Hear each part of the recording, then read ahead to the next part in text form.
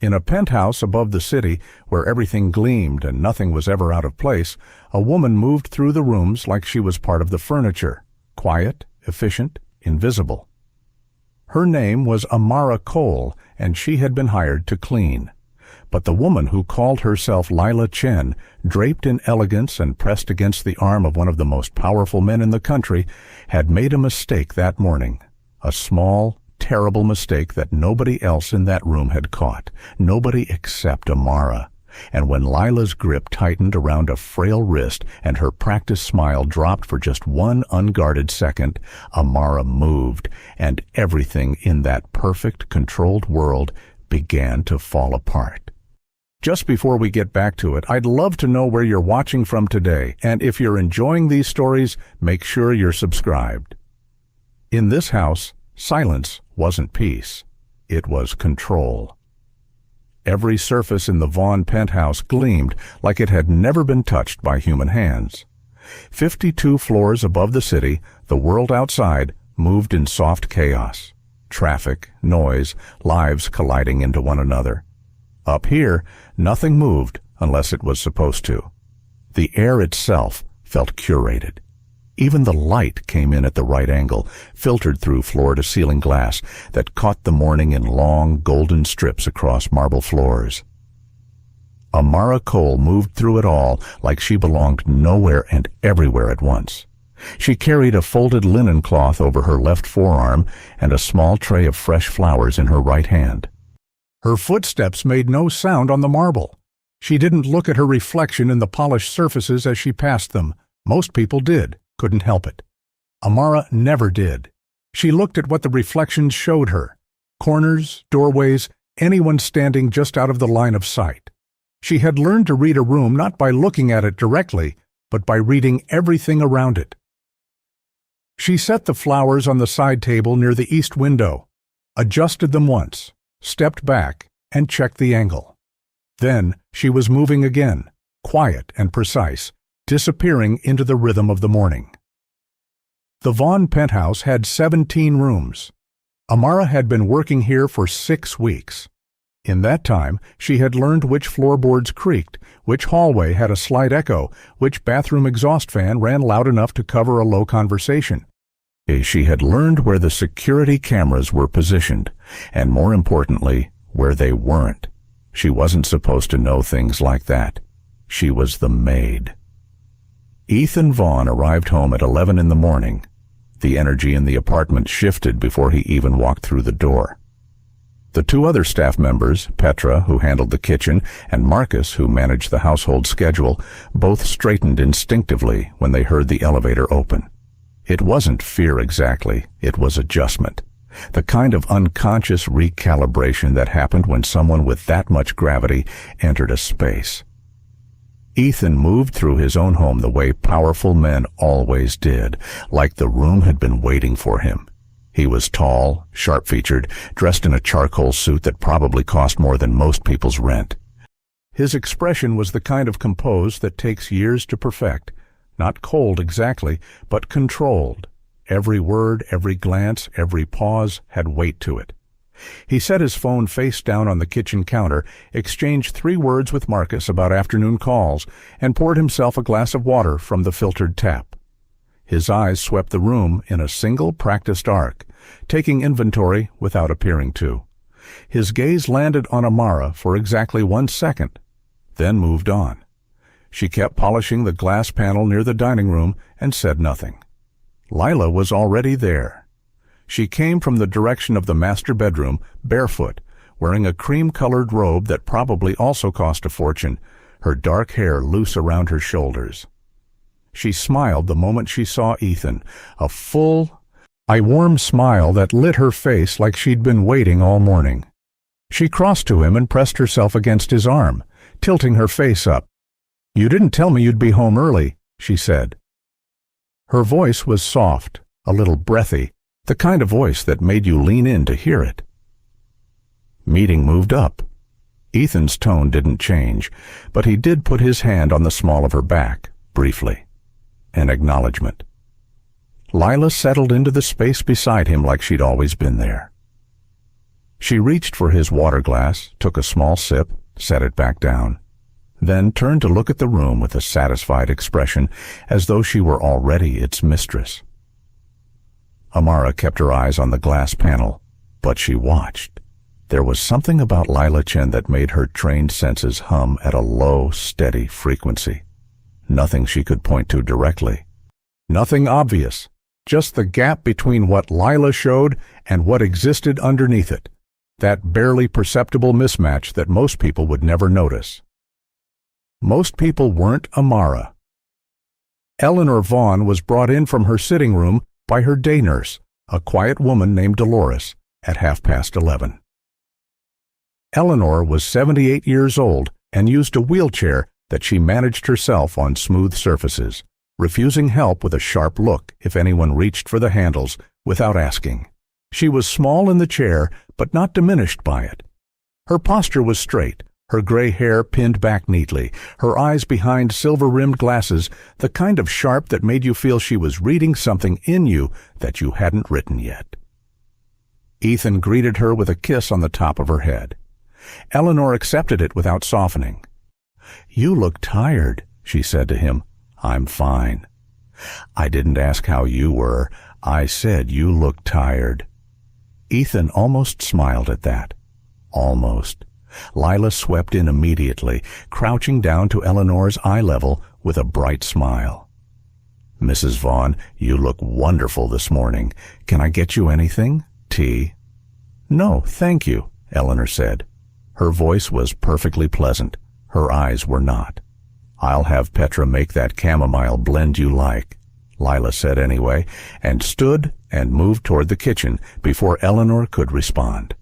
Eleanor watched her go. Then her eyes moved, steady and unhurried, until they found Amara. Amara was across the room now, straightening the side chairs at the dining table. But she felt the look. She looked up, just briefly, and met Eleanor's gaze. There was something in it. Not a warning exactly, more like recognition. Amara gave the faintest nod and looked back at the chairs. The tea arrived 20 minutes later. Lila carried it herself, a move that seemed thoughtful on the surface, the kind of gesture that would read well to anyone watching. She set the tray down beside Eleanor and poured carefully, speaking gently about the weather, about a gallery opening later that week, about nothing in particular. Amara was at the far end of the sitting room, near the bookshelf, replacing a small decorative piece that had been moved during the morning cleaning. She kept her movements small, unremarkable. She saw Lila's hand brush Eleanor's forearm when she handed over the teacup. Saw it linger for just a second longer than necessary, fingers curling slightly, the grip a fraction too firm. Eleanor's expression didn't change, but her hand, the one holding the cup, I went still. Amara set the decorative piece down slowly. Lila was smiling and talking, and everything looked perfectly fine. Anyone walking in at that moment would have seen a lovely future daughter-in-law attending to an elderly woman with care and warmth. Amara watched the grip, watched Eleanor's knuckle go slightly white around the teacup. Then Lila released her arm, picked up her own cup, and sat back in her chair like nothing at all had happened. Eleanor's eyes cut sideways. She found Amara again. This time, the look lasted longer. There was something in it that wasn't recognition anymore. It was close to the edge of something, like a person standing at the rim of a very steep drop, very quietly asking for a hand. Later that afternoon, Ethan and Lila argued. They did it in the study off the main hallway, door closed, voices low. Amara was outside in the hall, running a cloth along the console table against the wall. She wasn't listening. She didn't need to. She'd already heard the word prenup through the gap under the door 3 minutes before she got there. She moved at exactly the right pace, slow enough to catch fragments, consistent enough to seem like she was only working. Lila's voice came in soft and wounded. Ethan's was low and terse, the kind of control that was one layer above anger. Something about amendments. something about timing. Then a silence. Then Lila's voice, and this was the one that made Amara pause her hand on the table for just half a second, came out different. Not wounded, not soft, flat, with an edge underneath it, like a blade wrapped in cloth. "Fine," she said. "We'll do it your way." And then, smooth as water, back to the warmth.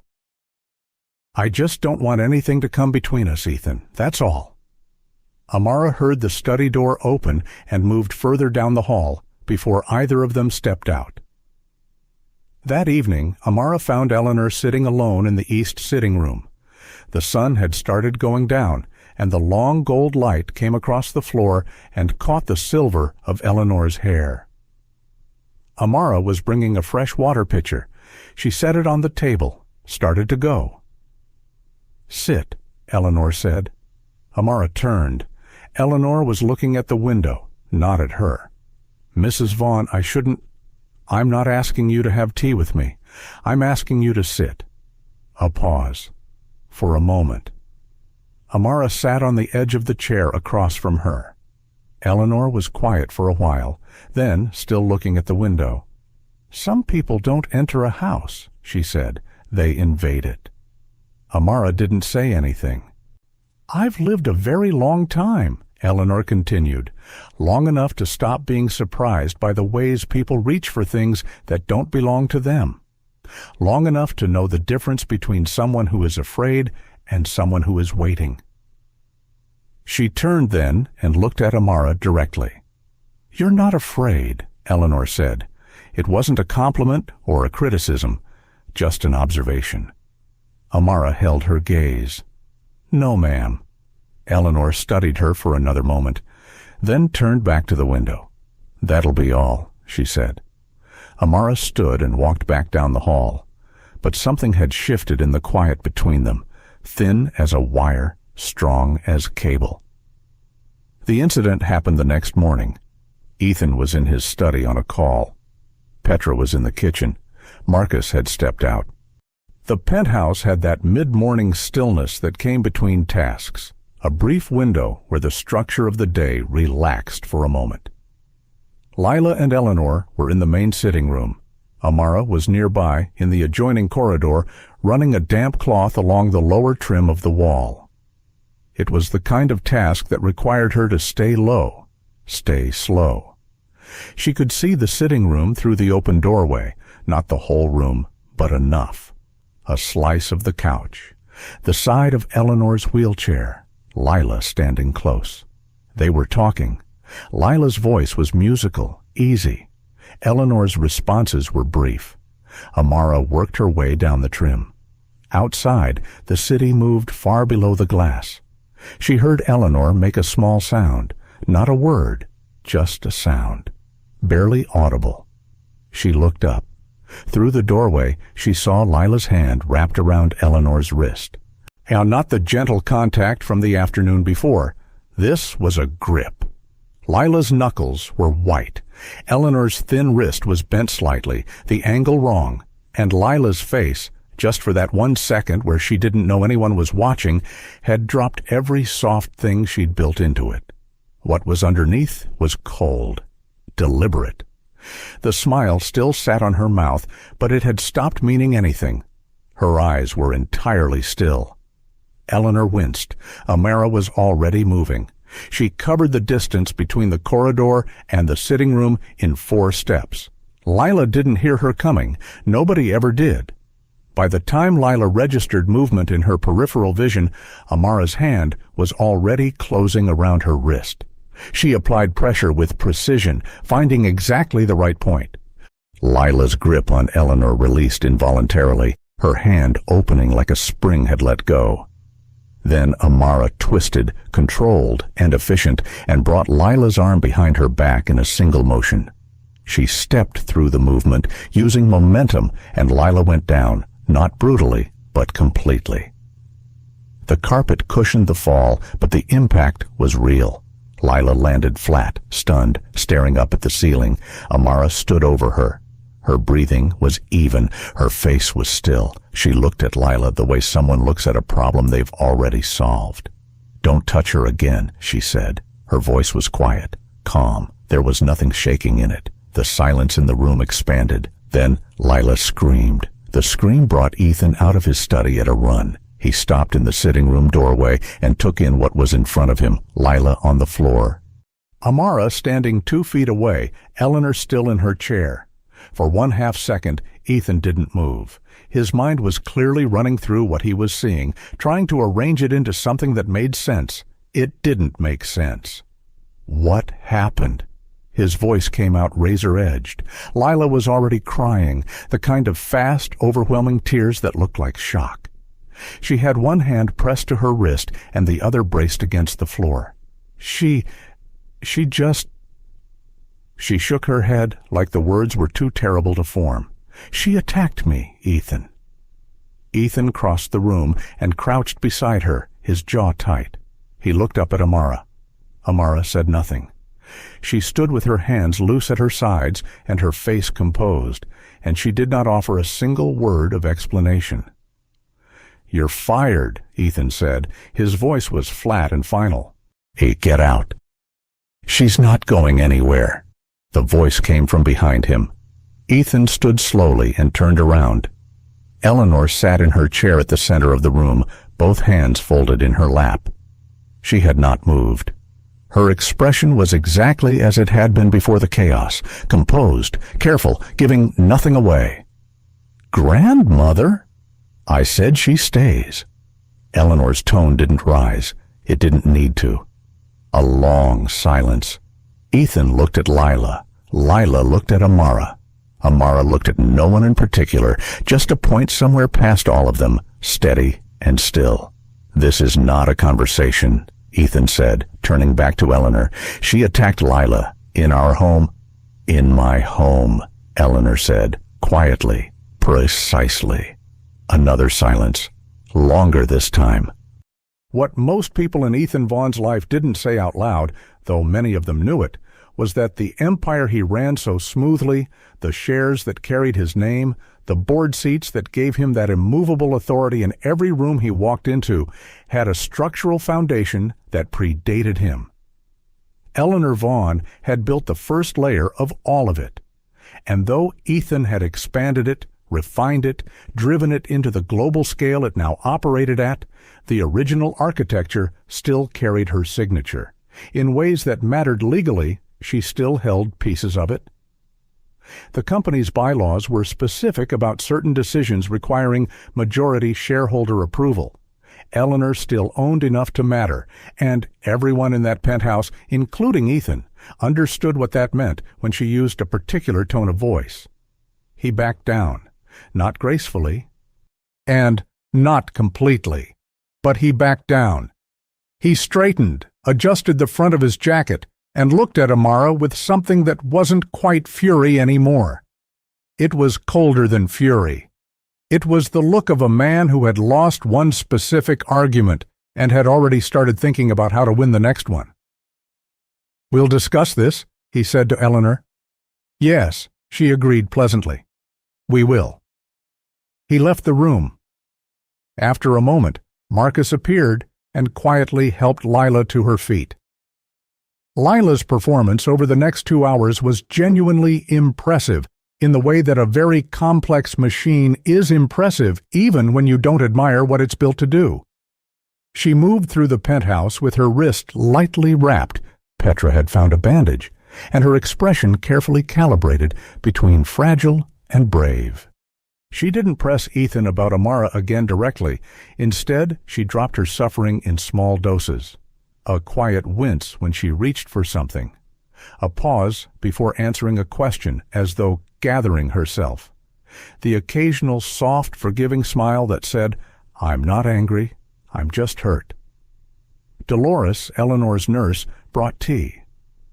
Lila thanked her warmly and then told the story to Marcus in the kitchen, her voice low and just a little unsteady, the way you'd tell something traumatic to someone you trusted.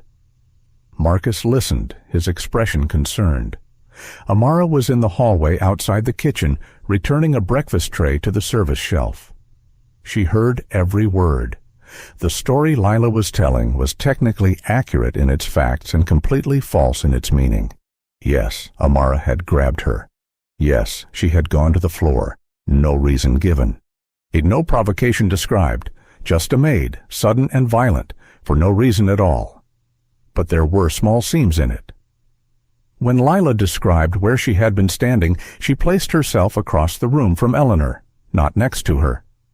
When Marcus asked what they had been talking about, Lila said she didn't remember, which anyone who had just experienced a shock might say. But her hands, when she said it, were perfectly still. No one's hands are perfectly still when they're genuinely trying to remember something frightening. Amara noted all of it, said nothing. By noon, Ethan had assembled everyone in the main sitting room: Lila, Eleanor, Dolores, Marcus, and Amara. He stood at the center of the room like a man conducting a meeting rather than mediating a household crisis. His brother Daniel had arrived sometime in the late morning, and he stood to one side near the window, arms crossed, watching with a comfortable expression, the kind of comfortable that belongs to someone who already knows what they think. "I want to hear from everyone," Ethan said, clearly, and once. Lila went first. Her version was the one she'd practiced in the kitchen, polished by now, every pause in the right place. Dolores said she hadn't been in the room. Marcus said the same. Then Ethan looked at Amara. "Well?" he said. Amara met his eyes. She took a brief moment, not hesitating, just choosing. "I did what I had to do," she said. Ethan stared at her. "That's it? That's all you're giving me?" "That's all there is to give." "You put a woman on the floor in my home, in this home," Amara said, and her eyes cut briefly to Eleanor, then back to Ethan. "And I'd do it again." The silence was total. Daniel broke it. He uncrossed his arms and walked forward from the window, his expression shifting into something measured and reasonable, a man presenting himself as the only calm person in a heated room. "I think what we're all struggling with here," he said, "is the complete lack of accountability. Whatever Amara thought was happening, whatever she believed, the response was completely out of line. There are other ways to handle things. If she had a concern, she could have spoken to you, Ethan." He turned a brief, sympathetic look on Lila. Instead of this, Lila lowered her eyes. The picture of quiet suffering. Amara looked at Daniel for exactly 3 seconds. Then she looked away. Marcus retrieved the security footage on Ethan's instruction. He pulled it up on the main screen in the study. 3 people watching: Ethan, Daniel, and Amara herself, who had been brought in to watch what the camera showed. The footage was clear in resolution, poor in angle. The sitting room camera was positioned to cover the main entrance and the seating area near the window. The couch where Eleanor had been sat at the edge of the frame. What the camera caught cleanly, perfectly, was Amara crossing the room and taking Lila down in a motion that looked, at that angle, with that context, like a sudden, unprovoked assault. Lila had been standing at the far edge of the frame. Her back was to the camera. Her hand, Eleanor's wrist, none of it visible. Ethan watched the footage twice. His face didn't change, but something behind his eyes shifted. Daniel watched it once.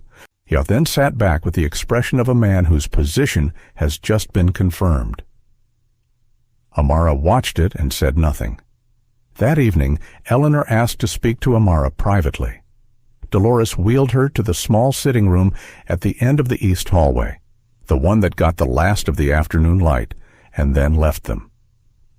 Eleanor looked at Amara for a long moment after Dolores pulled the door shut. "They believe what the camera shows them," Eleanor said. "Most people do," Amara replied, "and you believe something else." "I believe what I saw," Amara said, "with my own eyes, in that room." Eleanor was quiet for a moment. Then, "I want you to tell me what you think happened." Amara considered this. "I think you already know," she said carefully, "but I think you want to hear it from someone else. To be sure." Eleanor didn't confirm or deny it. She tilted her head slightly. "Do you trust what you saw?" Amara asked her. "Or what you felt?" Eleanor looked at her for a long moment. Something moved behind those sharp eyes, not quite surprise, but close to respect. "Both," she said finally. "I've lived long enough to trust both." Amara nodded once. They didn't speak again after that. But something was different when Amara walked back out into the hallway, a quiet alignment between them, settled and solid, like two people who had just agreed to something without saying what it was. The penthouse was quiet by 11 at night. Ethan had taken a call from overseas and retired late. Lila's light was off by 10. Daniel had left after dinner with a brief and entirely convincing show of concern for everyone involved. Amara stayed up. She moved through the apartment on a slow loop, a final check that was part of her routine and entirely unremarkable. Lights off in the kitchen, window locks on the east side, the service elevator latched properly. She came to the corridor that ran behind the main sitting room, the one that accessed a utility panel and 2 secondary storage closets. She moved through it slowly, cloth in hand, looking like she was checking for anything the day's cleaning had missed. She found the panel on the second closet wall. It was a standard utility board, breakers, cable routing, the back end of some of the in-wall systems. Unremarkable, except for the small device attached to the far side of the secondary cable run. It was no bigger than a thumb, matte black. Pressed flat against the back of the panel where you'd only see it if you were looking for it, or if you knew exactly what you were looking at. Amara looked at it for a long moment. She didn't touch it, didn't photograph it. She stood in the dark of the utility closet and let the weight of what she was looking at settle fully into her chest. Then she stepped back, closed the panel, and walked back out into the hall. Her expression was controlled, but her jaw was set, and her eyes had gone very still. The way eyes go when the thing you were afraid might be true has just become real. She stood at the end of the corridor for a moment, looking at the closed door of Eleanor's room at the far end of the hallway. Whatever was happening in this house had just moved into a different category. The story had already spread by morning. Amara saw it first on Marcus's phone. He'd left its screen up on the kitchen counter while he went to answer the service door. A celebrity gossip site, the kind that ran grainy photos and breathless headlines, had picked up a tip. The headline read, "Billionaire Ethan Vaughn's maid attacks fiancé in luxury penthouse. Sources say she's obsessed." Below it, a photo of the building exterior. Below that, a quote from an unnamed source describing Lila as shaken but gracious. Amara set a glass on the drying rack and said nothing. By midday, 2 more outlets had run versions of the story. The language shifted slightly between each one, volatile, unstable, erratic, but the shape of it stayed the same. A maid, a beautiful, blameless fiancée, an attack without reason. By afternoon, Lila had posted a single image to her private social account, accessible to just enough people for the screenshot to travel, of her wrapped wrist, no caption, just a small heart emoji. The comments filled in the rest. Amara watched all of it from the edges of the room she moved through. She watched how Lila accepted the attention. Not eagerly, that would have been too obvious. She accepted it the way someone accepts comfort they've arranged themselves, with the right amount of reluctance, the right amount of quiet dignity. It was a very good performance, but it was still a performance. And performances, Amara had learned a long time ago, always had a backstage. She found the first gap that afternoon. She was cleaning the secondary bathroom off the main hallway, the one guests used, or the one Lila passed through each morning on her way from the master suite to the kitchen. It was a small, bright room with good light, and Amara moved through it methodically. Fixtures, mirror, baseboards, the narrow cabinet under the sink. She opened the cabinet to check the supply levels. Inside, spare towels, cleaning products, a basket of guest amenities. Standard. She noted what needed restocking and started to close it. Then she stopped. The cabinet backing wasn't flush. Not by much. A few millimeters, maybe less. But Amara noticed it the way she noticed all small, wrong things. Not with alarm, just with attention. She pressed lightly against the lower corner of the backing panel. It gave slightly. Not broken. Deliberate. Behind it, wedged flat against the wall, was a slim phone. Prepaid. The kind with no contract, no name attached. Its screen was dark and it was powered down, but it was fully charged. She could tell from the tiny green indicator light that only showed when a battery was at capacity. She looked at it for a moment, then she closed the cabinet exactly as she'd found it and stood up and finished cleaning the mirror. She didn't take the phone. She didn't move it. She left it precisely where it was, because something that is being watched is more useful than something that's been found. The security system had 3 layers. Amara had figured that out in her second week, not by asking anyone but by watching the maintenance schedules, noting which technicians arrived on which days, and cross-referencing that with the access log Marcus kept in the household binder. The outermost layer was the camera network. The second was the motion sensor grid. The third was a series of pressure monitors on the primary access points, doors, windows, the elevator threshold. What she found that afternoon, working through the penthouse's 2 secondary hallways with a clipboard she'd borrowed from the kitchen, was that the motion sensor grid had a gap. A specific, narrow gap, precisely along the path between Lila's preferred route through the apartment and the utility panel where Amara had found the device the night before. The sensors in that corridor had been set to minimum sensitivity, which in practice meant they wouldn't register movement unless something large and slow passed through. It wasn't a malfunction. Someone had adjusted the settings manually. The access log for that part of the system showed a maintenance visit 3 weeks ago, the week before Amara had started working there. She cross-checked the technician's signature. The name didn't match any of the regular service vendors Marcus had on file. She wrote nothing down. She carried everything in her head, the way she'd always carried it. Daniel came by that evening, again. His 3rd visit in as many days. He arrived with a bottle of wine and a story about a dinner downtown that had ended early, and he moved through the penthouse with the ease of a man who had grown up in it. Which he had.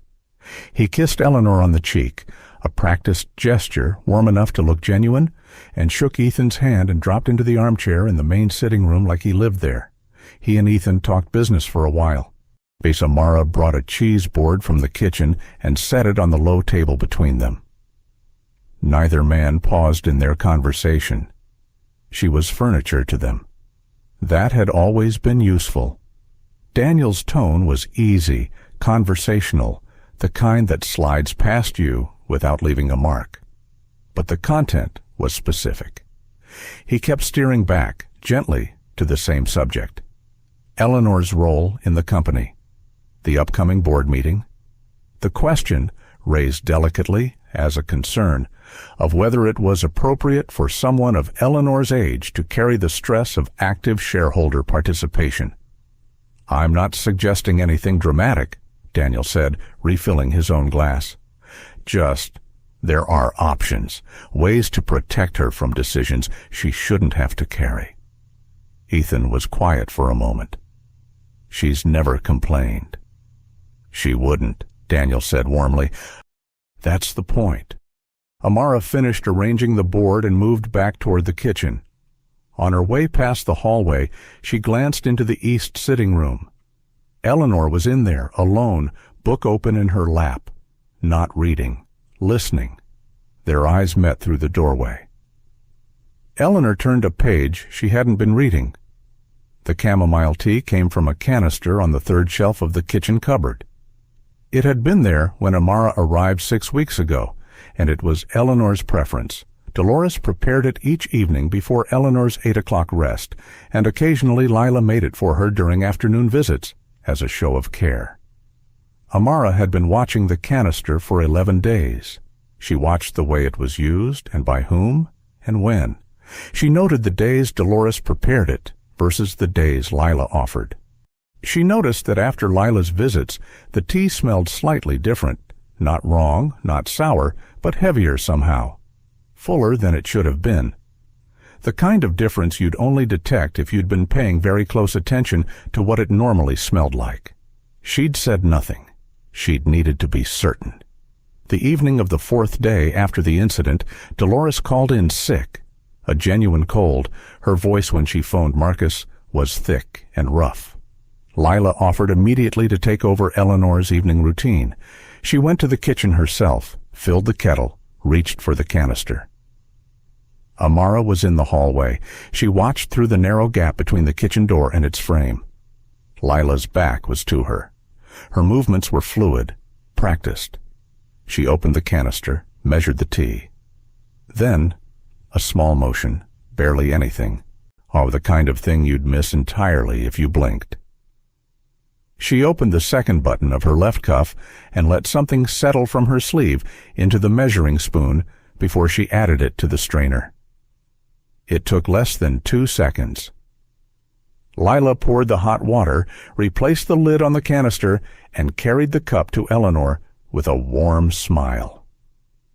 Amara walked back down the hall, turned into the east sitting room from the far entrance, and arrived at Eleanor's side 30 seconds before Lila did. She set down the folder she was carrying, maintenance receipts she'd been collating, a completely legitimate reason to be in the room, and sat on the footstool beside Eleanor's chair, as though reviewing something. Lila arrived with the tea, set it on the side table, smiled. "Lovely evening, isn't it?" she said, and moved to the window. Amara reached across and picked up the teacup, looked at it as though checking the rim for a lipstick mark, a small, housekeeping gesture. Ordinary. "I'll get you a fresh cup," she said to Eleanor. "This one's a little overfilled. Might spill." Eleanor looked at her, said nothing, then looked at the window where Lila stood, then back. "Thank you," Eleanor said quietly. Amara took the cup to the kitchen. She poured most of it carefully into a small sealed container she took from the pocket of her apron, a sample container, the kind you'd find in any first aid kit, and sealed it tightly. Then she rinsed the cup, prepared a fresh cup of tea from a different supply she'd kept separately in the back of the supply drawer for exactly this purpose, and brought it back to Eleanor. Lila was still at the window. She didn't seem to notice anything had changed, but when Amara set the fresh cup down, she felt Lila's gaze move across the back of her neck. Brief, assessing, a fraction of a second, no more. Amara went back to her folder of maintenance receipts and said nothing. That night, after the penthouse had gone dark and quiet, Amara sat on the edge of her narrow bed in the staff room at the back of the apartment and held the sealed container in her palm. She looked at it for a long time. It wasn't enough. Not to show anyone, not to say anything with. A sample in a container proved nothing without a lab. And a lab meant going outside the house, which meant a gap in what she could see and control. She needed more before she could move. She thought about the device in the utility panel, the modified sensors, eyed the prepaid phone behind the bathroom cabinet. She thought about Daniel's careful conversation about removing Eleanor from active decisions. She thought about the timeline, how long Lila had been in this house, how long the security had been quietly adjusted, how much had already been arranged before Amara had ever walked through the door. Then she got up, put the container in the small locked case at the back of her wardrobe, and went to check the corridor outside Eleanor's room one final time before she allowed herself 3 hours of sleep. The corridor was clear, but the window at the far end, the one that looked onto the service balcony, had a smudge on the inside of the glass that hadn't been there this morning.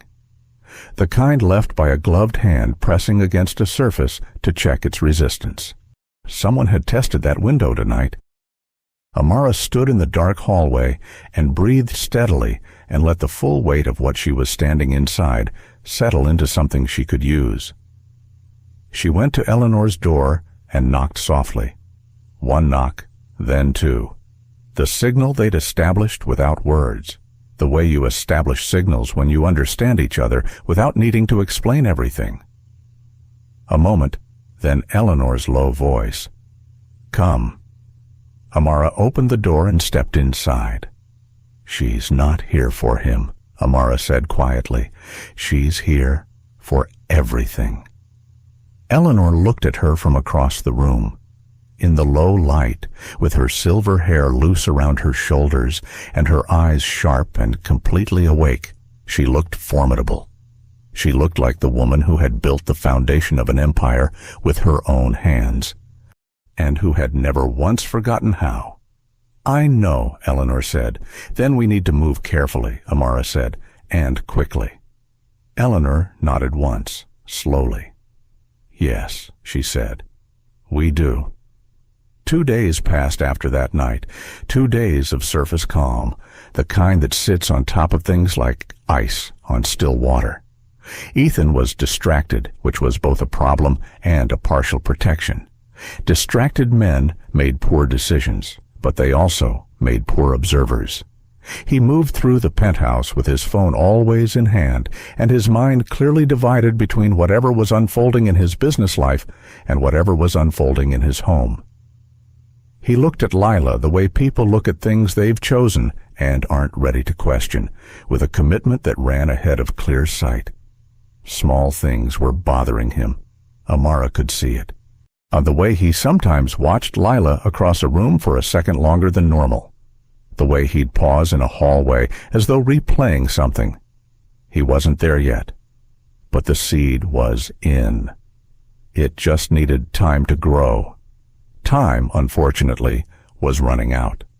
Lila pushed for the wedding date at breakfast.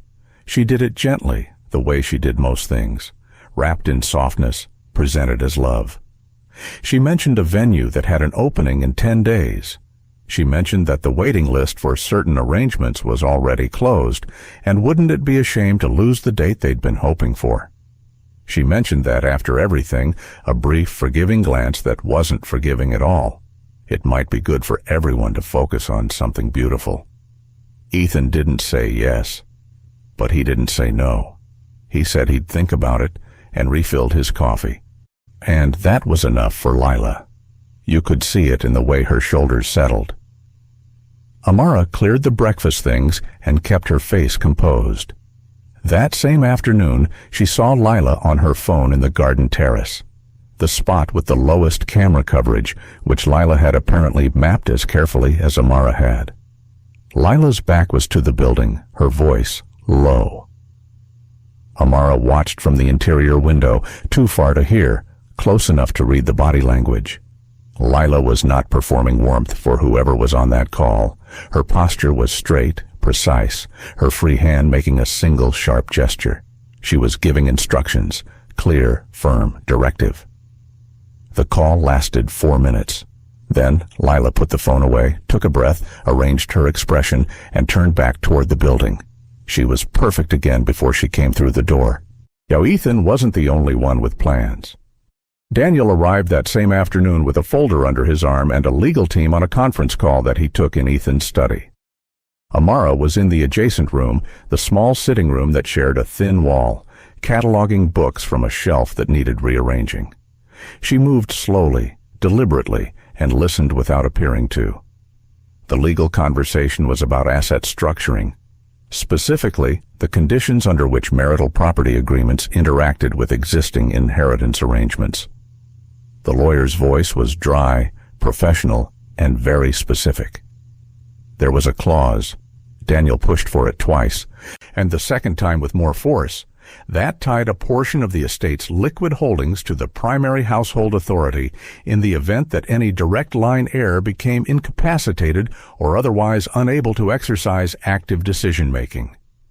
In simple terms, if something happened to Eleanor, and if the timing aligned with a marriage that had been legally finalized, a significant portion of what Eleanor currently controlled would slide, cleanly, quietly, legally, to whoever held the adjacent position, Lila's position. Amara set a book down carefully and stared at the spine of the one beside it without seeing it. There it was. Not just greed, not just a scam targeting a wealthy man. The architecture of it was larger. Eleanor was the real target. Ethan was the door. She picked up the next book. She kept moving. She found Daniel alone in the kitchen later, making himself coffee.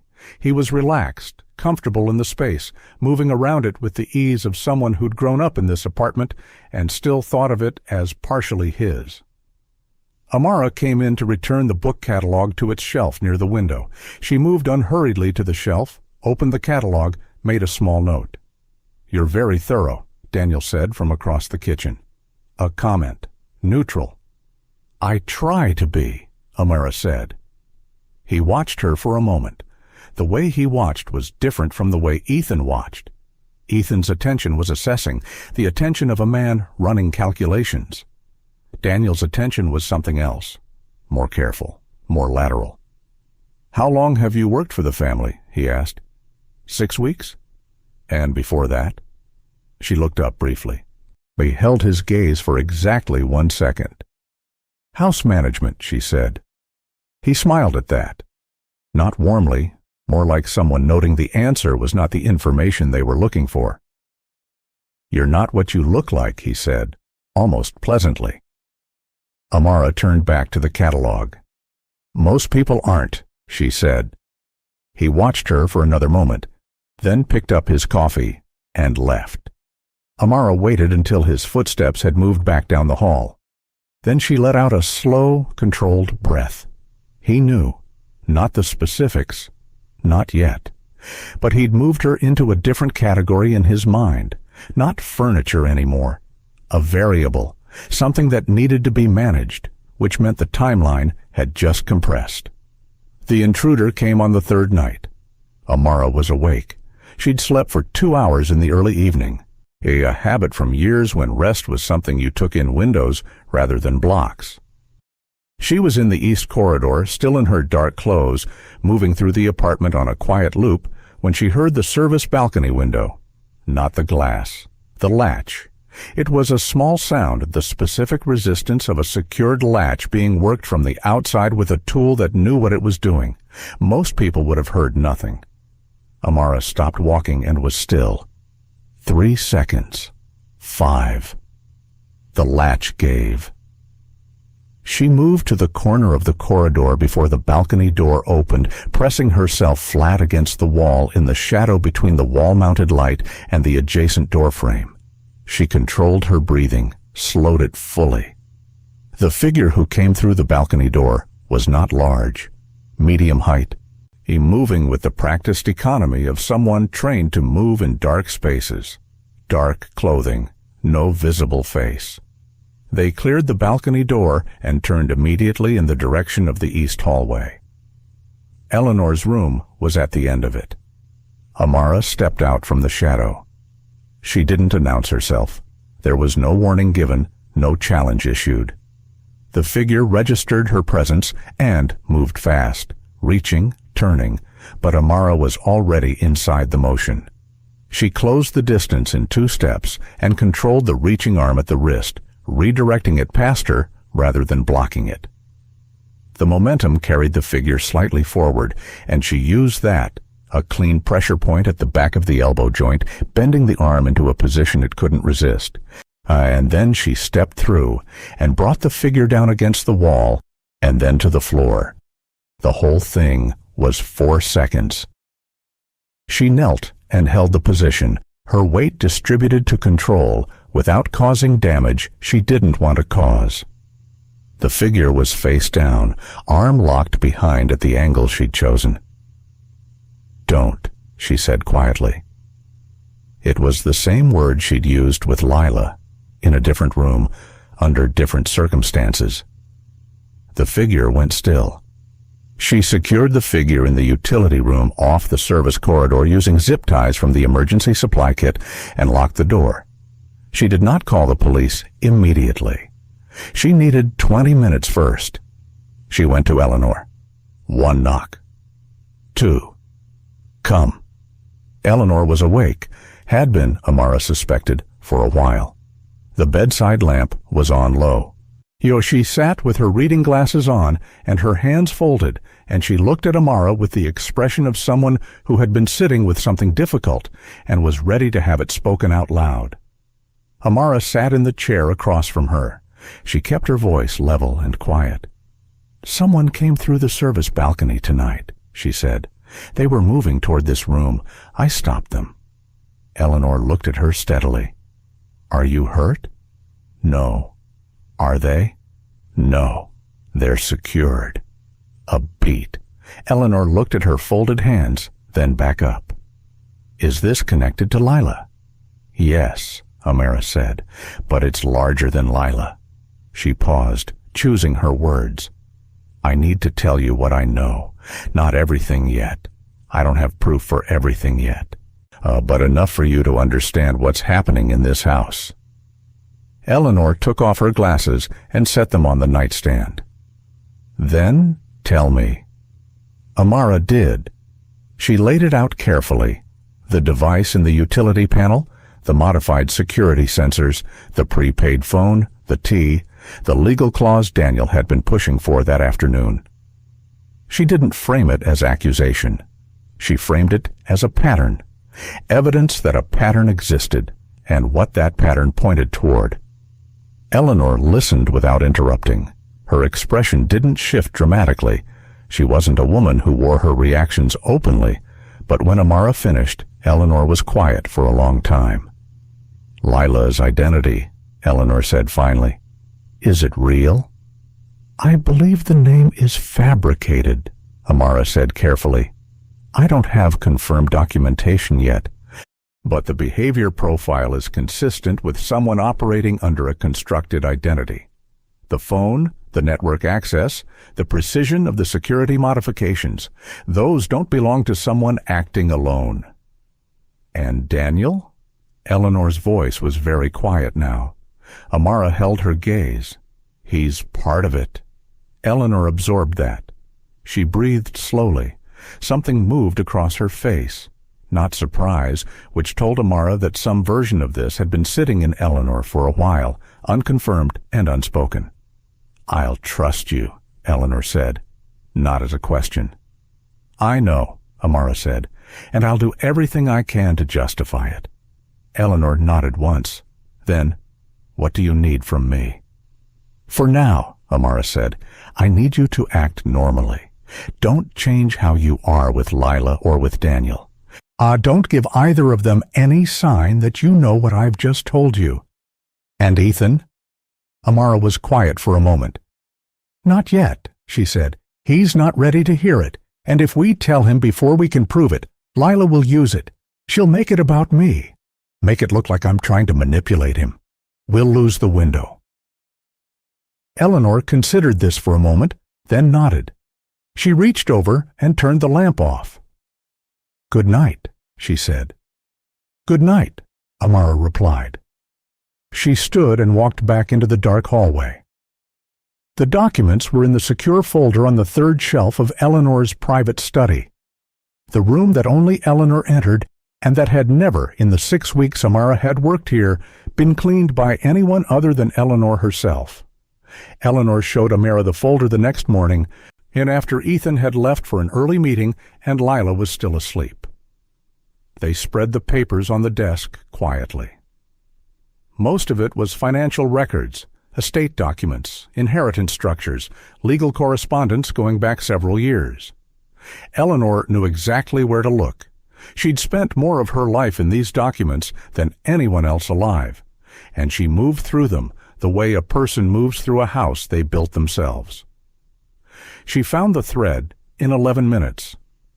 There was a holding company, registered offshore, obscure, the kind of structure that exists specifically not to be found easily. Its beneficial owner was listed under a name that meant nothing immediately.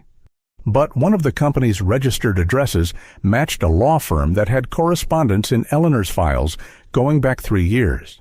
Correspondence signed by Daniel Vaughn in his capacity as a family representative, establishing a consultation arrangement.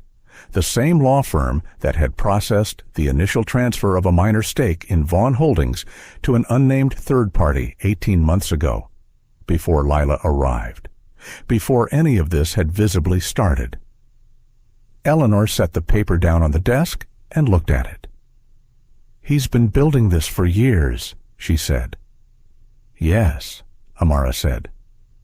Eleanor picked up the paper again and looked at it with the expression of someone looking at a very old wound that has just become visible. "My grandson," she said quietly, not as grief exactly, more as reckoning. Amara said nothing. When she gave Eleanor the space that moment required, then Eleanor put the paper back in the folder and closed it. "What happens now?" she asked. Amara was about to answer. That was when they heard Ethan's voice from the main room. He'd come back early. And then, a moment later, his words came clearly through the study wall, loud enough to travel. "We're getting married tomorrow." The study went completely silent. Amara looked at Eleanor. Eleanor looked at the closed folder on the desk. Amara felt the whole shape of the plan, weeks of careful work, of quiet gathering, of moving piece by piece towards something provable, accelerate suddenly into a single narrow window. Tomorrow. Her jaw set, her eyes went still and very focused. Whatever she was going to do, it had to happen today. The announcement landed in the penthouse like something dropped from a great height. Ethan said it once, clearly, standing in the middle of the main sitting room with his jacket still on and his phone in his hand. "We're getting married tomorrow." And the words just sat there in the air after he said them, taking up all the available space. Lila appeared from the hallway a moment later, and if she was surprised, she didn't show it. She crossed to Ethan and pressed both hands to his chest and looked up at him with an expression that managed to be simultaneously grateful and serene, as though this was exactly what she had been waiting for and she had never doubted it would come. It was a perfect response, completely practiced. Eleanor, seated near the window with the closed folder still on the desk in the adjacent study, said nothing. She looked at her hands. Amara was in the doorway. She watched Lila's face over Ethan's shoulder, the stillness behind the warmth, the calculation underneath the gratitude, and she felt the weight of the whole situation compress into something sharp and immediate. One day. She had one day. She found Ethan alone that evening. He was in the kitchen, making himself a drink, something he rarely did, standing at the counter with his back to the door, jacket off, sleeves pushed up. He looked for the first time since Amara had been in this house like a man rather than a position. She stepped inside. "Mr. Vaughn." He turned. His expression went flat immediately, the professional composure snapping back into place. "Amara, I need to say something to you." She kept her voice level, no urgency in it, even though every part of her felt it. "I need you to hear it as information, not as a maid speaking out of turn, not as someone with a personal agenda. Just listen to the words." He looked at her for a long moment. Something in his face shifted. Not open, but not entirely closed either. He put the glass down. "Go ahead," he said. "If you do this tomorrow," she said, "you won't control what happens next. There are things in motion inside this house that you don't have full sight of. If the marriage happens before those things come to light, you'll have signed away more than you know." Silence. Ethan looked at her with the expression of a man whose first instinct is to dismiss something and whose second instinct is not quite as sure. He looked at the counter, then back at her. "That's a very broad statement," he said carefully. "I know. I can't give you everything yet. I don't have what I need to make it provable, but I'm asking you to slow this down by 1 week, just 1 week." He was quiet for a long time. "You've given me no reason to trust you," he said finally. "You put Lila on the floor in my home. I have it on camera." "You have part of it on camera," Amara said. "There's a difference." He looked at her. She held his gaze and said nothing more. "Good night, Amara," he said. She left. He didn't say she was wrong. That was the thing she carried with her back down the hall. He hadn't said she was wrong. Lila sat in her room that night, the master bedroom, Ethan's room, the room she had moved into as naturally as water filling a space, and called someone. The call lasted 7 minutes. Her voice was quiet, smooth, completely without the softness she used during the day. "Everything is moving faster than expected," she said. "Be ready." A pause while the other person spoke. "I know that," she said. "Make sure the transfer protocols are staged before noon. If anything interrupts the ceremony, we move to the secondary." Another pause. "No, she's not a problem yet. But watch her." She ended the call and sat for a moment, looking at the city through the bedroom window. Then she set her phone on the nightstand and lay back against the pillows and closed her eyes with the complete ease of someone who is not troubled by anything they've done. Amara worked through the night. She started at the security panel in the utility corridor, the same panel where she'd found the device weeks ago. The device was still there. She'd left it deliberately because removing it would have signaled something to whoever was monitoring its feed, but now she needed it to show something specific. She worked carefully with a small kit she kept at the back of the locked case in her room, tools she'd carried in since the first day, buried in what looked like a standard grooming set. She didn't disable the device. She rerouted it. A small physical adjustment that redirected the feed from its current output point to a loop. The signal would appear active and normal to anyone checking remotely, but what it was transmitting now was 2 hours of archived footage from an earlier part of the evening. Quiet, uneventful, exactly what someone monitoring it would want to see. Then she moved to the motion sensors. The gap in the grid, the one along the path between Lila's route and the utility panel, she left open. But the sensors flanking Eleanor's room she restored to full sensitivity. If anyone moved toward Eleanor tonight, she'd know it within seconds. Then she sat on the edge of her bed and looked at her phone. There was a photo on it. She'd looked at it before, in quiet moments, but never for long. A younger version of herself standing next to a woman who had her same strong jaw and her same steady eyes, just slightly softer. They were outside somewhere, a courtyard, a warm day, the light catching both of them at an angle that made everything look simple. Her sister. Her name had been Naomi. She'd been a financial investigator, brilliant with numbers, relentless about the things she cared about. 3 years ago, she'd been following a thread that led through a network of offshore holdings and fabricated identities targeting wealthy families across the Northeast. She'd gotten close enough to something real that the people behind it had noticed. She disappeared on a Tuesday. No body, no trace, just an empty apartment and a laptop that had been wiped clean. Amara had spent 18 months trying to find her through official channels. Then she'd left official channels behind and started looking a different way. Lila was the third identity she'd been able to connect to the network. The first two had already moved on before Amara could reach them. This time, she'd gotten here earlier. She'd placed herself in this house before Lila had finished building the trap. She put the phone face down on the mattress. She didn't let herself feel it right now. There would be time for that later, or there wouldn't, but either way, it had no place in what she needed to do today. She set her alarm for 5 in the morning and allowed herself 2 hours of sleep. The wedding setup began at dawn. By 7, florists had arrived. By 8, a catering company was running a production line through the service entrance, filling the penthouse with the smell of fresh bread and cut flowers. By 9, the main sitting room and the adjoining terrace had been transformed into something that looked like a magazine editorial. White and gold, clean lines, the city as a backdrop behind a canopy of gardenias.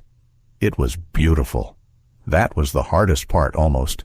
The beauty of it, how something constructed entirely as a mechanism could look so genuinely like something worth wanting.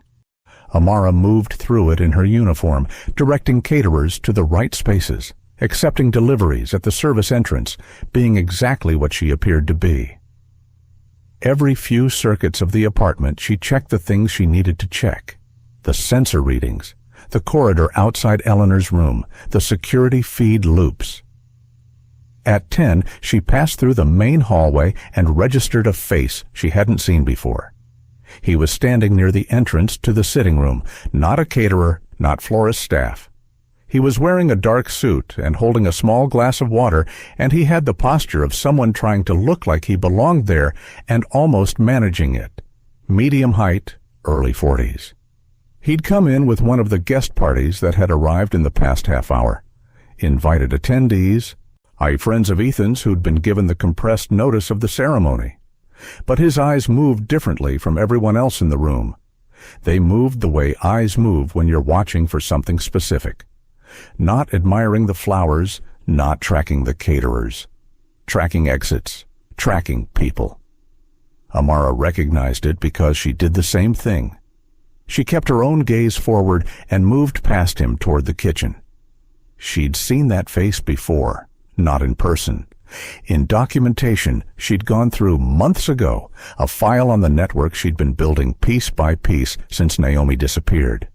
A name connected to 2 of Lila's previous operations, a man who appeared briefly in the background of things and then disappeared cleanly. His name was Garrett Fuller. He was listed in her notes as a fixer.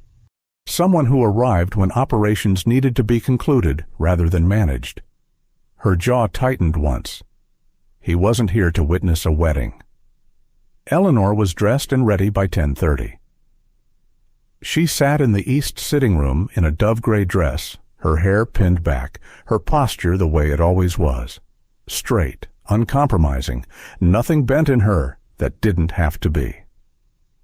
Dolores helped her with her pearl earrings and then stepped out to give her a moment. Amara came in and closed the door behind her. "There's a man among the guests," she said quietly. She described him, his height, his positioning near the sitting room entrance, the suit. "His name is Garrett Fuller. He's part of the network. If anything goes wrong today, he's there to make sure it finishes." Eleanor absorbed this. "Well, what does that mean for us?" "It means the plan for today isn't just the marriage," Amara said. "It means they've staged a conclusion here. If the marriage completes, they have the legal structure. If something interrupts it—" She paused. "They have a contingency." Eleanor was quiet for a moment. Then she reached into the small bag on her lap and removed an envelope, sealed, formal, the kind that carries the weight of something decided and finished. "My lawyer has the original," she said. "I signed this last night after we spoke." Amara took it carefully. "If something happens to me," Eleanor said, "that opens publicly. It transfers controlling authority away from Daniel, effective at the moment of opening. My lawyer has standing instructions." Amara held the envelope. She looked at Eleanor. "Nothing is going to happen to you," she said. Eleanor met her eyes. "No," she agreed, steadily. "It isn't." The ceremony was scheduled for 11. By 5 minutes before the hour, the guests had arranged themselves. 40 people, close circle, the kind of intimate that was actually curated exclusivity. Ethan stood at the front of the room near the canopy, composed and still in a dark suit. He looked like a man who had made a decision and had built a wall around any remaining doubt. Lila appeared at the far end of the room, and everyone turned. She was in ivory, simple, exquisite, perfectly chosen. She moved down the informal aisle between the seated guests with the ease of someone walking toward something they've been planning for a long time. Amara stood near the back, against the wall. Her uniform made her invisible to most of the room. She watched Fuller across the space. He was standing to the left, near the door to the terrace. He was watching Ethan. Daniel was in the third row. He sat with his hands loose in his lap, a faint, private smile on his face. He looked like a man waiting for something to be finalized. The officiant began. The room was very quiet. The city moved far below the glass. Lila reached Ethan. She took his hands and looked up at him. and the expression on her face was so perfectly constructed that even Amara, watching it knowing exactly what it was, felt the pull of it for a fraction of a second. That was the skill of it, the years of it, the total, complete commitment to the performance. The officiant spoke, the usual words, the architecture of a ceremony proceeding as designed. Amara watched Fuller's hand move to the inside of his jacket. She stepped forward. "This wedding can't happen." Her voice came out clear and level, not a shout, but calibrated to carry through the room without effort. 38 heads turned. The officiant stopped mid-sentence. The silence was immediate and total. Ethan's expression went through 3 things in 2 seconds: confusion, recognition, fury. He dropped Lila's hands. "Amara." His voice was a controlled warning. "I'm sorry to do this here," she said. She was already moving, not toward him, toward the side table near the window where she'd placed a thin document folder that morning under the guise of organizing the room. She picked it up and turned. "Oh, I need everyone in this room to hear what I'm going to say. Get her out." Ethan's voice snapped to the 2 security staff near the door. They moved toward her. "The woman standing next to you," Amara said, loudly enough, clearly enough, her eyes on Ethan's face, "is not who she says she is. Her name is not Lila Chen. Her identity documents don't match any verified record in the state she claims to have been born in. Her residential history prior to 3 years ago does not exist." The security staff reached her. She let them take her arms. She didn't resist. She kept talking. "I have partial documentation in this folder. I'm asking someone in this room, anyone, to look at it before this ceremony continues." Murmuring, guests leaning toward each other. Someone near the back stood up slightly. Lila moved first. She stepped away from the officiant and turned toward the room, and the shift was impressive even now. Fluid, immediate, tears arriving exactly on cue. Her voice cracked on the right syllable. "She attacked me in this home," Lila said. "She's been removed from her position twice and keeps coming back. She's obsessed, she's dangerous, and now she's doing this, here, today, to humiliate Ethan." "You have 3 passports," Amara said calmly.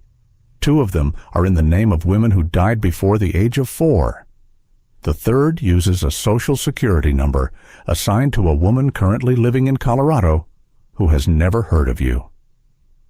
A longer silence. Someone in the front row said something quiet to the person beside them.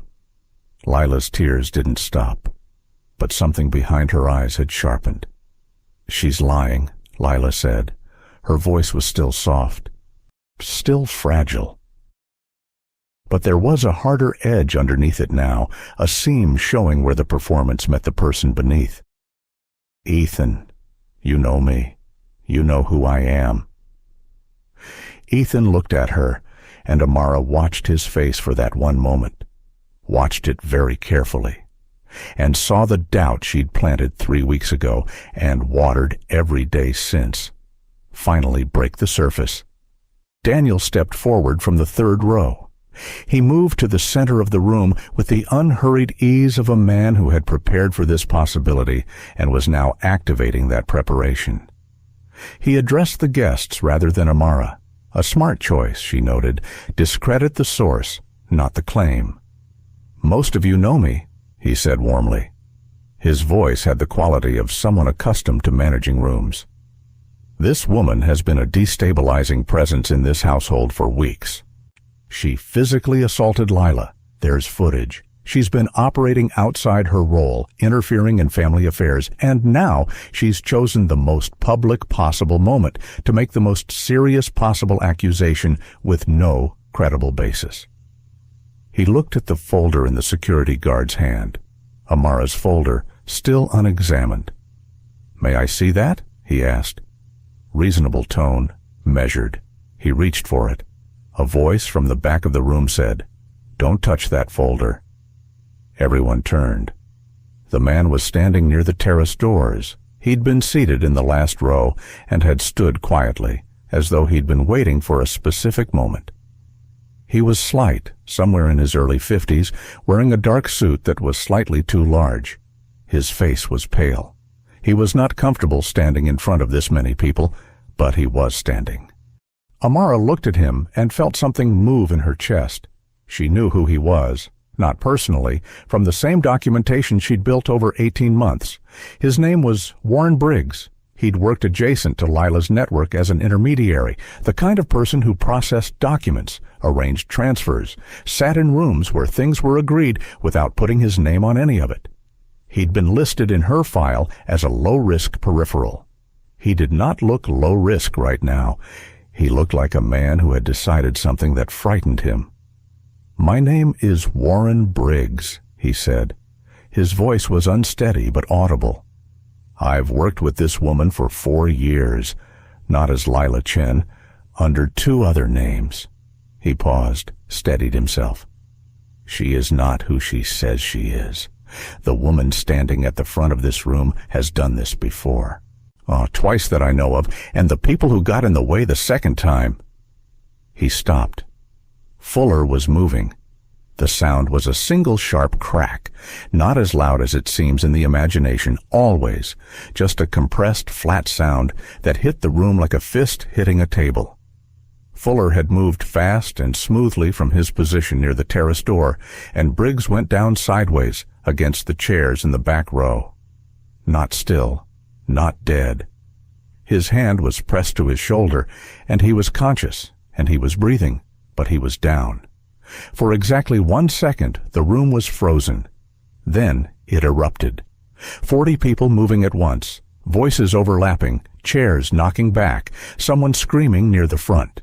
The officiant dropped behind the table.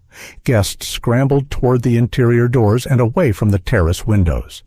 Fuller was already moving, not toward the door, not toward Briggs, but angling toward Eleanor. Amara was faster. She shed the grip of the security staff. They'd released her when the shot went off, their attentions splitting, and crossed the room in a direct line. She reached Eleanor's wheelchair and stepped in front of it, facing Fuller as he came through the parting crowd. He stopped, 3 feet between them. He looked at her. She looked at him. Neither of them was performing anything. "Walk away," she said. He made his calculation. She watched him make it, reading her posture, her positioning, the fact that she wasn't afraid. People who know how to do what he did recognize the same thing in someone else. It's not visible to most people, but it's completely visible to them. He held for 2 seconds. Then he turned and moved toward the terrace. Amara didn't follow. She turned, gripped Eleanor's wheelchair, and started moving her toward the interior corridor. She kept her voice low and even. "Mrs. Vaughn, walk with me." "I'm in a wheelchair, dear," Eleanor said, with complete composure. Then, "Hold on." They moved. The room was chaos, but Amara moved through it like it wasn't. She directed the wheelchair through the interior corridor, while behind her, in the main room, she could hear Ethan's voice cutting through the noise, commanding, organizing, telling people to move away from the windows. Whatever else he was in the middle of processing, he was still capable of controlling a room under pressure. She filed that away as useful. She got Eleanor to the east hallway, to Eleanor's room, and locked the door from the inside. Then she turned around. Lila was gone. She'd seen it in the second before she turned to Eleanor. The space at the front of the room where Lila had stood was simply empty. In the eruption of movement and noise, she had disappeared. Not panicked, not running, moving with direction. Amara knew where she was going. The secure vault was on the building's 49th floor, 3 floors below the penthouse, accessed from a private elevator in the east corridor that required both a key card and a biometric scan. Ethan used it for physical document storage and for drives containing sensitive company data. Amara had been aware of it since her 3rd week. She'd also been aware, since her 4th week, of a secondary access point, a maintenance shaft that connected the vault's ventilation system to a utility corridor 2 floors above. Not an entry anyone would find unless they were looking. But it was the kind of access that someone with modified security credentials and 3 years of planning might have mapped in advance. She'd already closed that route. 2 nights ago, she'd accessed the shaft from above and placed a sensor at the junction point. Not a lock, which could be defeated, but a monitor that would alert her phone if anything moved through it. Her phone had vibrated 11 minutes ago. She was already in the East Corridor when she registered it. She moved to the private elevator, used the staff override code she'd memorized in week 2, and rode down 3 floors. The vault's main door was ajar when she arrived, not broken, not forced. Opened correctly, which meant either a copied key card or a cloned biometric. Both required time, resources, and access to someone inside the house. She pushed the door open. Lila was at the second cabinet along the wall, a small drive already plugged into the cabinet's port, a transfer in progress on the screen above it. She'd shed the ivory dress somewhere. She was in dark clothes underneath, practical and ready, as though the wedding had only ever been a costume. She heard Amara and turned, and here was the thing. Here was the thing that Amara had always known and never wanted confirmed. Lila dropped everything. Every layer, every softness, every careful construction of the person she'd presented to this house for months. It fell away in under a second, and what was underneath it was watchful, intelligent, cold, and completely without shame. She looked at Amara and almost smiled. "You were better than I expected," she said. "Stop the transfer," Amara said. Lila's hand didn't move toward the drive. "You know I can't do that." "I know you won't," Amara said. "That's different." Lila tilted her head slightly. "What happens now? You're a maid. Your evidence is partial at best. Warren is down, which means your witness is compromised. Fuller is in the wind." The almost smile settled into something more genuine, and it was the most frightening expression Amara had seen on her face.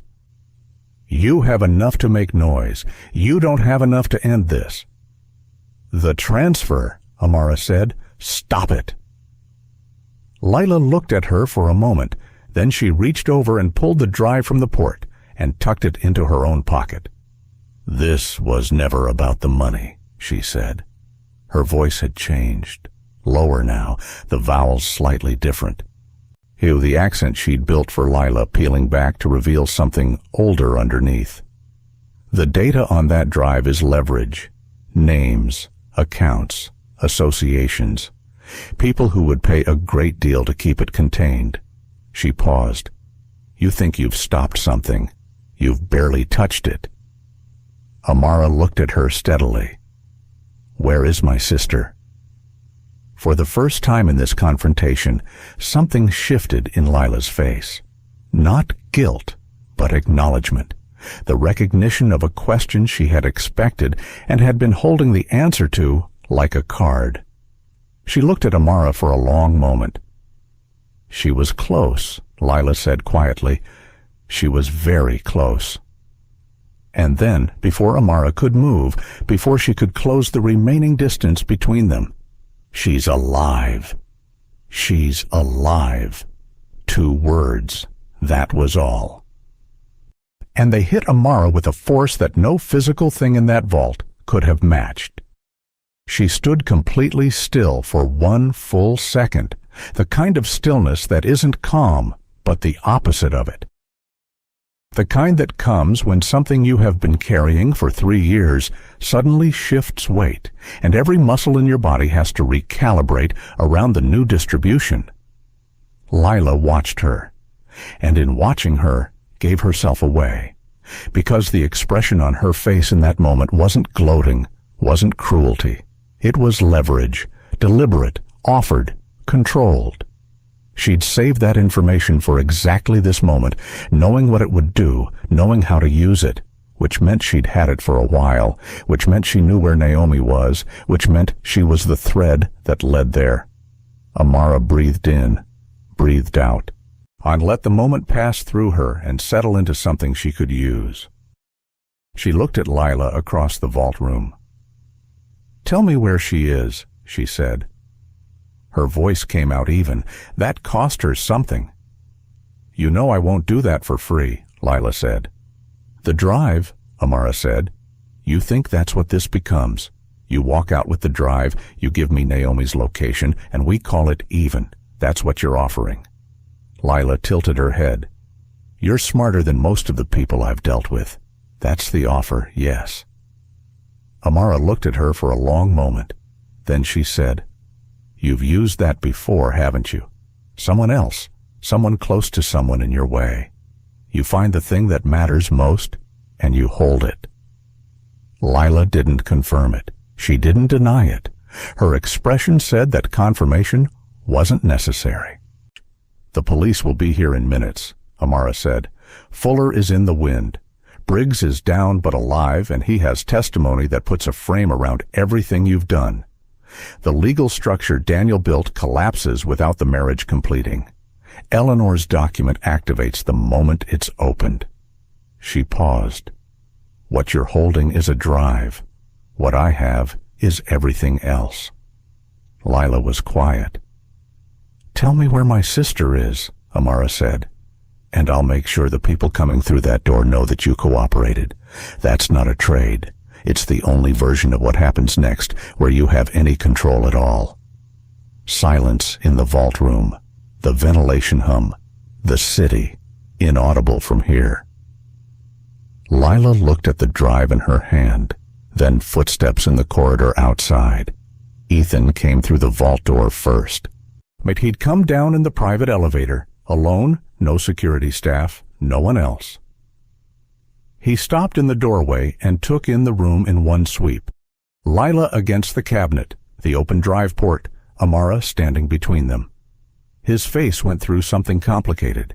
He looked at Lila. He looked at her dark clothes, the drive in her hand, the wedding dress that was no longer anywhere in sight.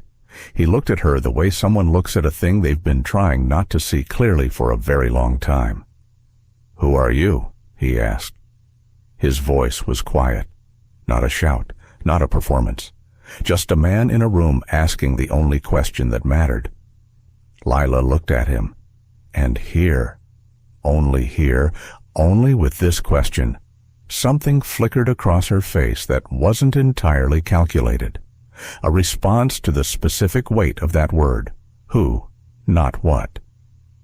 Not what are you doing or what have you done. Who are you? But it passed.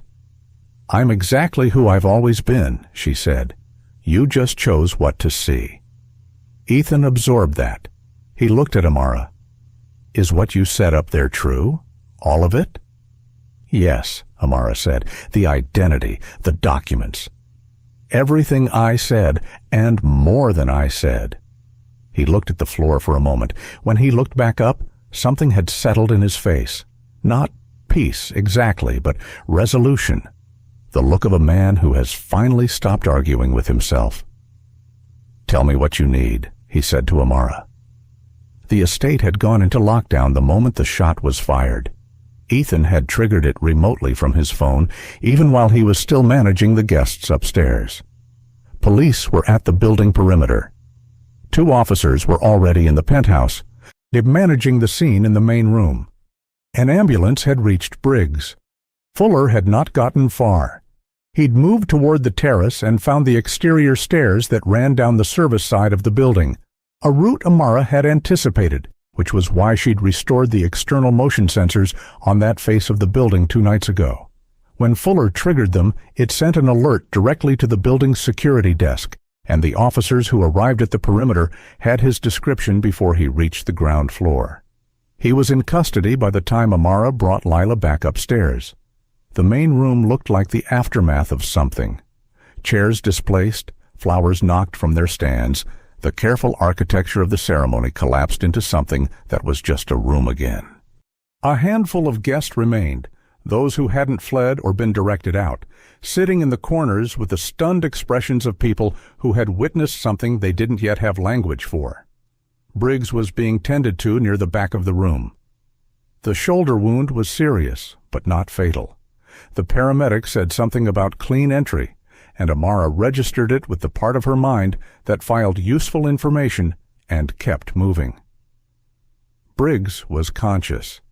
He looked pale and smaller than he had standing up, but his eyes were tracking and present. When he saw Amara, he held her gaze for a moment. She nodded once.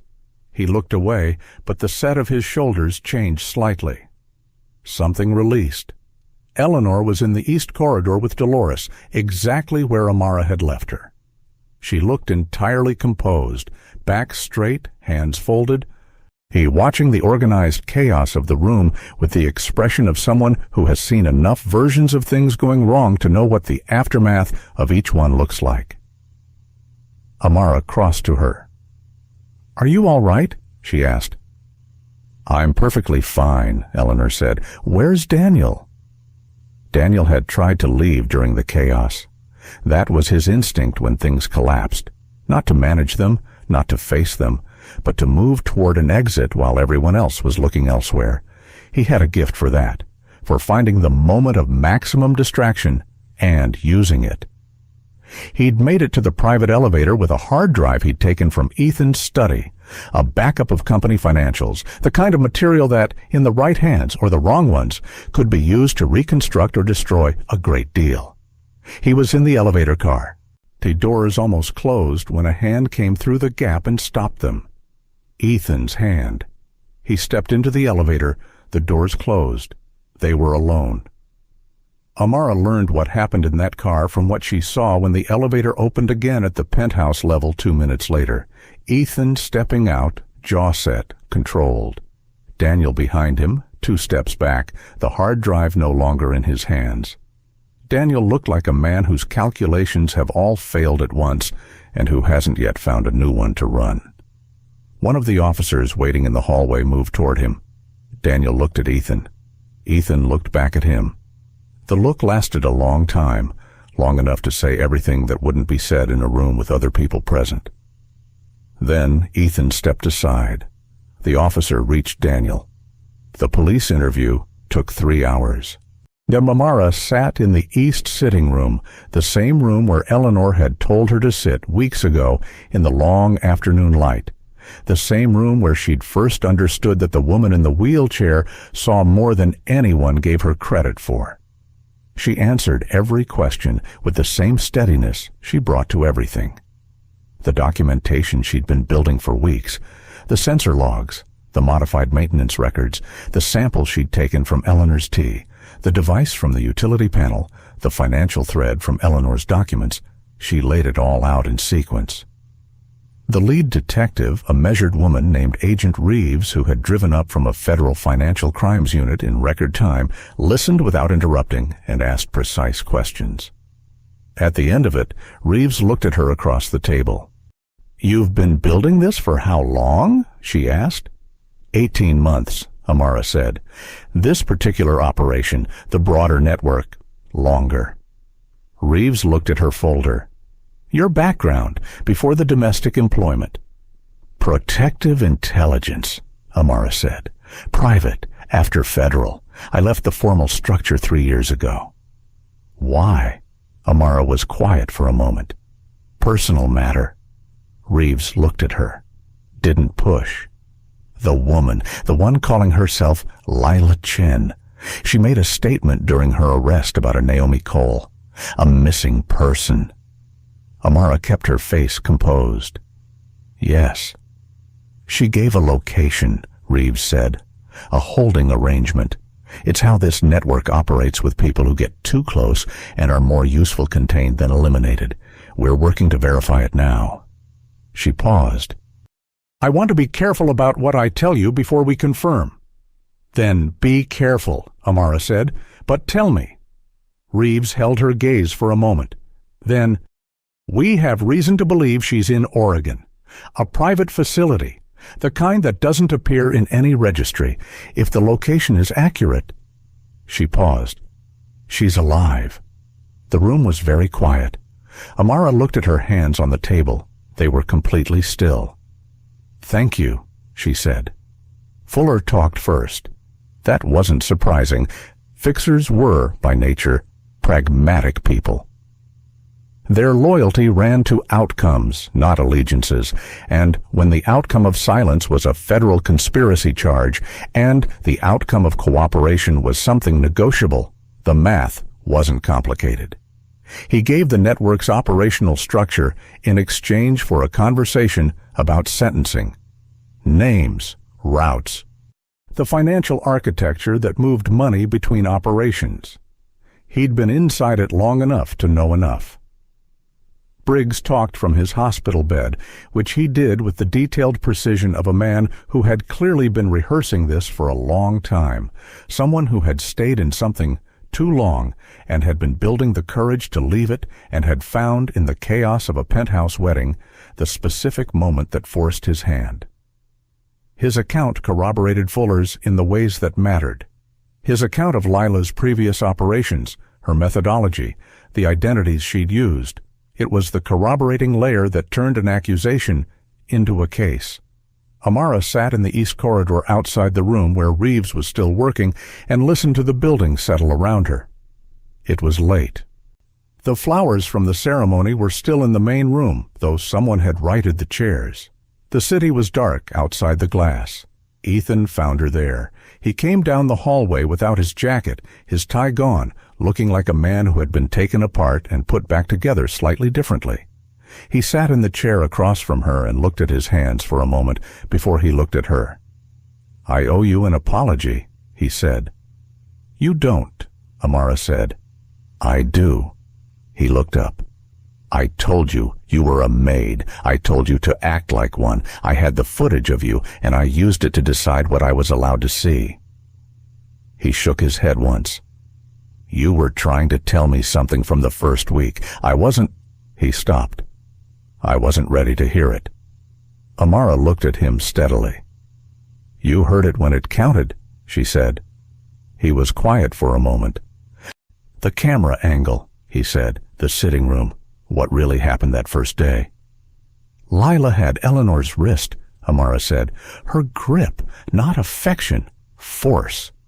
Eleanor winced. "I moved." Ethan breathed through his nose. His jaw was tight. "I should have asked more than once." "Yes," Amara said. She wasn't going to soften it unnecessarily. "But the people who built what happened in this house were very good at making sure you didn't. That's not an excuse. It's context."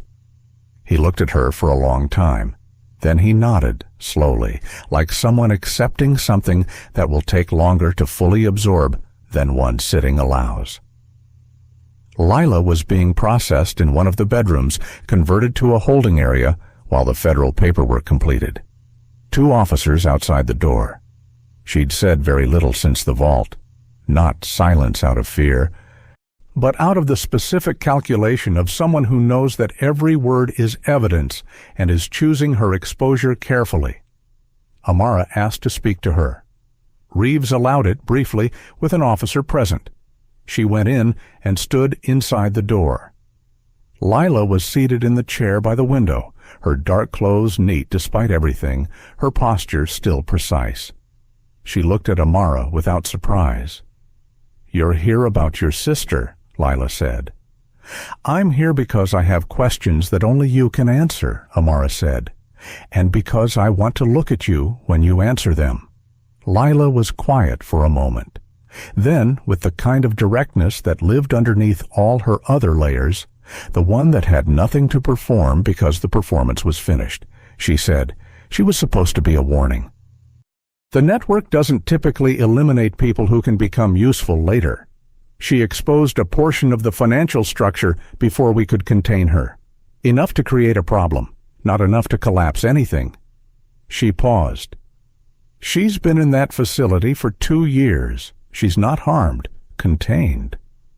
"Why tell me?" Amara said. "In the vault. You didn't have to say that."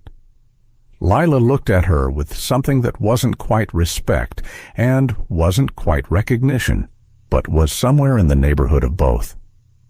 "Because you're the only person in the last 5 years who actually found me," she said. "Not close. Found. I wanted you to know the trade was real. Your sister for the drive." She tilted her head slightly. You chose not to take it. I chose not to let you dictate the terms, Amara said. There's a difference. Something crossed Lila's face, the closest thing to genuine feeling Amara had seen in it. Not regret, something more complicated. The acknowledgement of a mirror, maybe, of someone who recognized the shape of their own choices in someone else's. You think this ends with me, Lila said finally. Her voice was even. It doesn't. I know, Amara said. The network is larger than you, Amara said. Older than you. I know. I've been inside its edges for 18 months. She looked at Lila steadily. But networks run on people, and people can be found one at a time by someone patient enough to keep looking. Lila held her gaze, then, quietly, almost to herself, You're going to spend the rest of your life doing this, aren't you? Amara said nothing. She turned and walked back out. The sealed envelope opened at 7 in the morning. Eleanor's lawyer arrived at the penthouse with the original document. Amara had called him the night before, as the situation became clear enough to make the trigger appropriate. He was a composed man in his 60s who had clearly been prepared for this possibility and moved through it with the efficient seriousness of someone who had helped write the document and believed in what it did. He read the contents aloud in the east sitting room, with Ethan and Amara present. Eleanor sat in her chair by the window in the early light, with her hands folded. She did not look at the document, she looked at the window. The transfer was effective immediately upon opening. It redirected Daniel's inherited voting stake, the portion that had been the financial cornerstone of the entire architecture, the piece he and Lila had built their plan around controlling, away from his direct authority and into a managed trust, the trustees of which were named specifically and could not be changed without Eleanor's signature. Daniel's legal access to the company's decision-making, effective as of that morning, was reduced to precisely nothing. Ethan sat with his elbows on his knees and his hands clasped and listened to the whole thing. When it was finished, he looked at Eleanor. "You knew," he said. "How long?" Eleanor turned from the window. "I suspected Lila from the 3rd week," she said. "Daniel—" She paused and something moved briefly in her face. "Longer. I hoped I was wrong." Ethan was quiet. "You weren't prepared," Eleanor said. "That's not a failure of your intelligence, Ethan. It's a failure of your willingness to see what you didn't want to see. Those are different things. One can be trained, the other has to be chosen." He looked at her. The way a person looks at someone they have been taking for granted for a very long time and have just understood all at once the full scale of what that cost. "Yes," he said quietly. Eleanor looked at Amara. "You chose well," she said. Not the praise of a superior to a subordinate, the acknowledgement of one person to another. Amara held her gaze. "Thank you for trusting me first." The call from Agent Reeves came at 9:43. Amara was in the east corridor, sitting against the wall with her phone in her hand, because some part of her had known when she woke up that morning that it would come today. She felt it the way she felt most things, not with hope exactly, but with a low, steady readiness. Her phone buzzed. She answered on the first ring. "Ms. Cole," Reeves said. "The facility in Oregon, our team made contact 2 hours ago." A pause, the kind that isn't hesitation, but preparation. "Your sister is there. She's in stable condition. She's been asking for you." Amara stood up from the wall. She pressed her free hand flat against the cool surface of the corridor wall and breathed. In, then out. In, then out. "Is she—" she started. "She's okay," Reeves said. "She's been in protective isolation. That's how they frame it. But she's not physically harmed. She's been asking for you," she repeated gently. "For a long time, apparently." Amara closed her eyes. 3 years.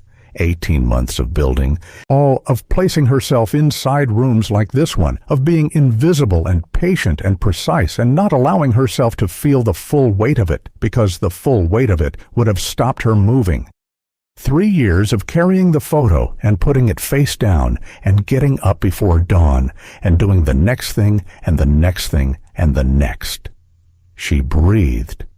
Then she opened her eyes, and she was still in the corridor, and the light was still coming through the window at the end of it, and the city was below the glass, and Naomi was alive and asking for her.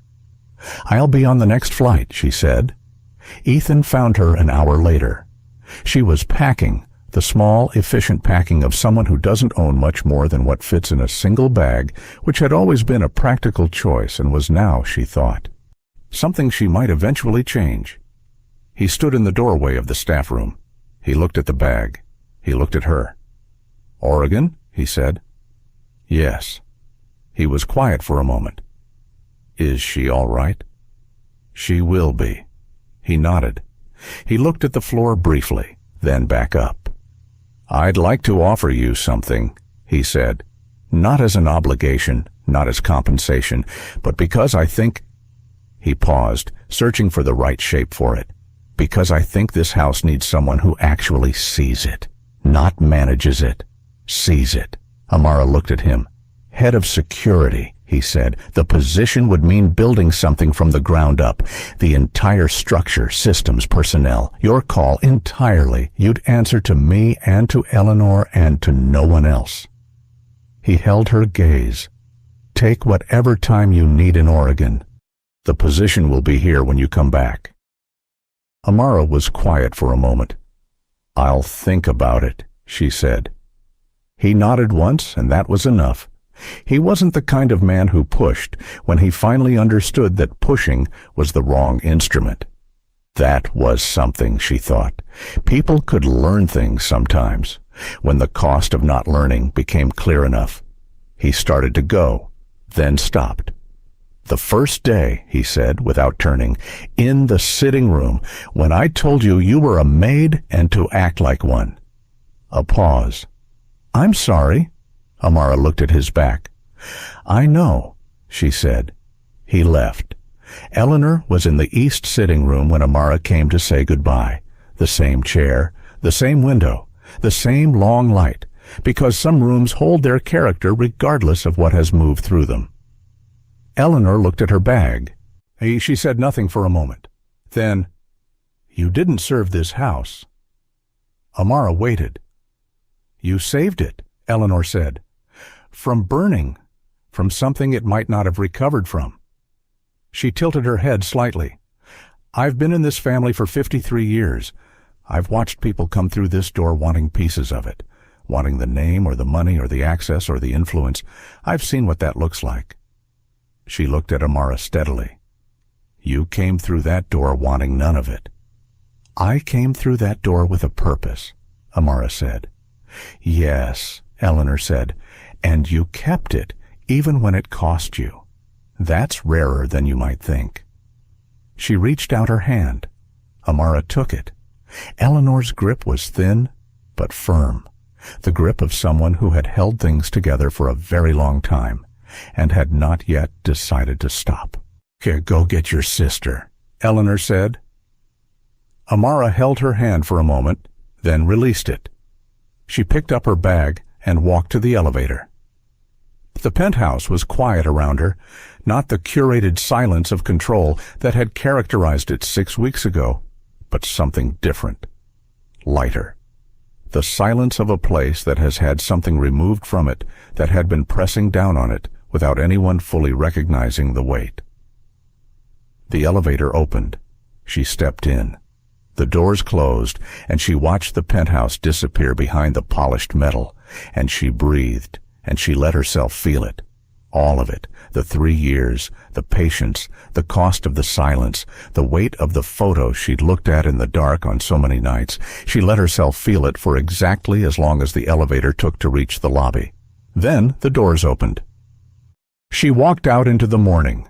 Some people walk into a house to serve, others walk in to protect it from burning, and some, the rarest kind, walk in carrying something the house could never give them. They walk out still carrying it. But lighter, finally lighter. How many times do we overlook the quiet ones, mistaking stillness for weakness and silence for having nothing to say? If this story stayed with you, hit like and subscribe. There are more stories like this one waiting for you.